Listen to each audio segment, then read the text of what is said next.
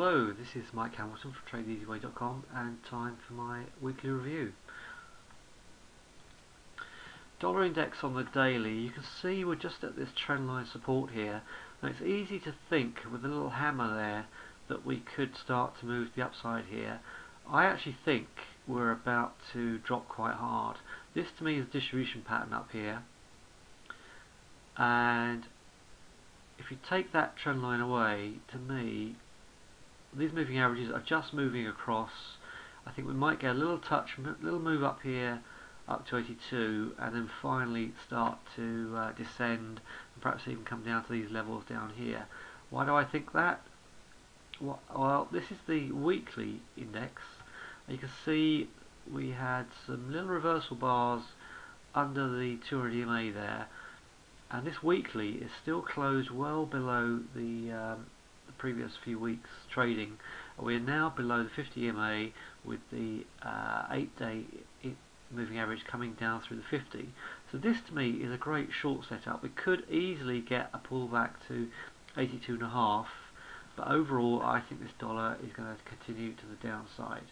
Now I could be wrong if we close above 82.5, open and close above 82.5, and start to make our way up here, but this to me is still looking very short. This is the daily S&P 500 futures market, the ES. You can see here we've got a shooting star, open and close right underneath this resistance area here, and we've got a gap to the 8 EMA. So at the very least, at the first part of the week, we're going to see a pullback to 11.10. Now, if we can hold that 8 EMA, then we could even break to the upside and break up here. If we close below that 8 EMA, then short term I think we're going to get a retest of 1088. So the first part of the week, first thing I'm going to expect to see is a move down to here, down to this area of 11.10. Now it's a question of what we do after that as to whether this continues to move to the downside. If we're going to close below that area, then I think we'll at least get a retest of the 50 EMA. If we can hold that 8 EMA, we could break up and carry on to the upside. If you look at the weekly, I think in this weekly that similar thing, we've got 8 and 28 EMA crossing here. Obviously coming off of, let me move this correctly. Obviously we're coming off the 200 EMA, but with some distance from the 8 EMA down here. So at the very least, I think we're coming down here and retest the 1100 area. Now, over the next few weeks, I think we're going to move around in this area here, and then we're going to have either a break up here or a break to the downside. And that will give us the trend in the run up to the Christmas. So it's a big ask to get through this 200 EMA, get through this trendline resistance now. But don't write this market off. If we can hold these 8 EMA, this 8 EMA in the weekly and the daily, or particularly the weekly, then I think we can break up and hold up and move to the upside and possibly get back to these highs. But let's see how that works out.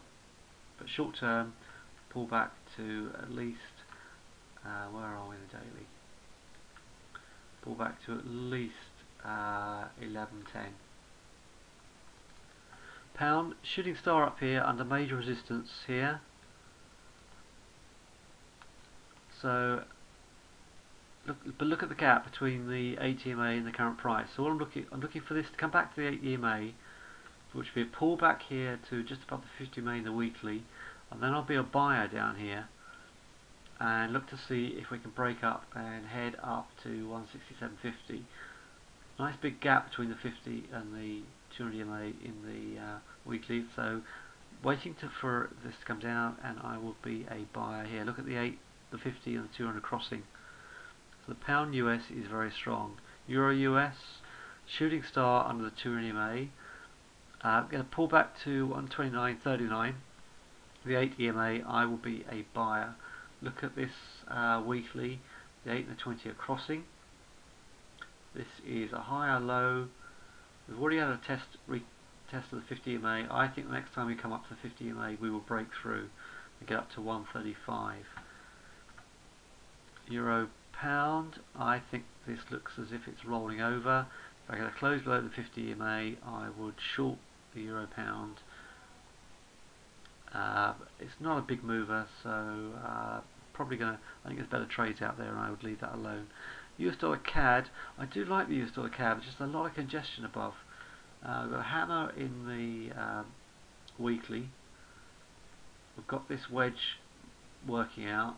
I'm just going to leave this and stand aside because I just prefer the pound at the moment. Just going to concentrate on the pound. Aussie US shooting star in the weekly, but right under that major resistance. So again, short term, I think we're going to get a pullback to 91.31, but not trading that. I'm just going to leave that at the moment. So there we are, not touching the yen pairs because of the intervention from the Japanese bank. I don't like trading currencies where the fundamentals could potentially take over from the technicals, which is what has happened with these moves up here in the yen. If you look at what was it? There's no technical analysis reason for this US dollar yen to shoot up like that. That was pure intervention. So if you're short, I mean, a lot of people will be short here the US dollar yen. So a lot of people get seriously burnt on a move. So I don't like it, and I am not going to trade that. So I hope that helps. I've got my Forex course starting on Monday. If you're interested in that, let me know. The beginner's course is on 9th and 10th of October. Email me for details. Look out for other courses coming up, and email with any questions. Thanks, guys.